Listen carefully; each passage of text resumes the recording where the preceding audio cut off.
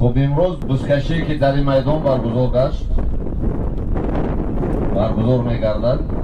دوار میدان اکای محمد سعید است، محمد سعید تبارک.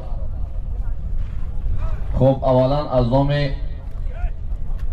مردم شهر باختر، از نام فدراسیون پایگاه بزکشی شهر باختر همه شما را بخشیده به جشن نوروز بین المللی عید سعید فطر عید گذشته همگی تا تبریک میکنیم. خب امروز داور میدان گفتیم اکای محمد سعید است، چیزی را که اکای محمد سعید حرام و حلال حکم میکنه فقط اکای محمد سعید میکنه. تمام. بذار بیکار گفتیم یگان نفر حرکت نمیکنه. اعلان را گوش کنیم. بعد من نشنیدم و اگه من دستوریمش در کار نیسته بعد من اعلان کنم همین کار را بس کنیم. التماس غم نتیم شد. برو چمدانش موندگه درو. معرکه را خوب گذروندن در کار.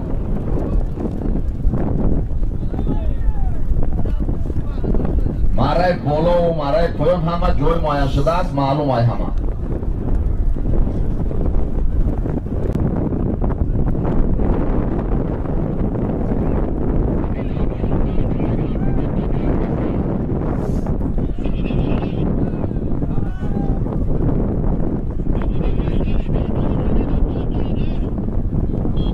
قبضه گوش کیسم.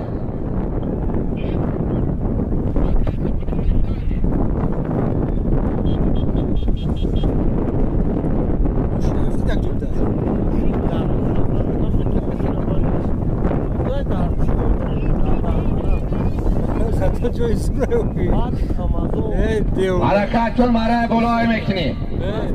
مرای بالا. باز یه دیولان چوان زو میرن اونجا. خود 3 کیلومتر برام. پشت تیپا ماشین میخواد اونجا. اون که اونجا ماشین بیاد.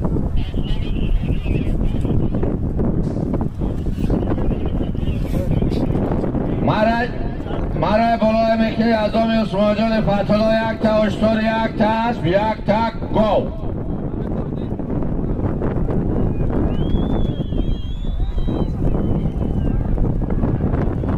حرکت کن. باید در دستی اصلی دین خرابایر بس بچه ای از پیس موی جان صاحب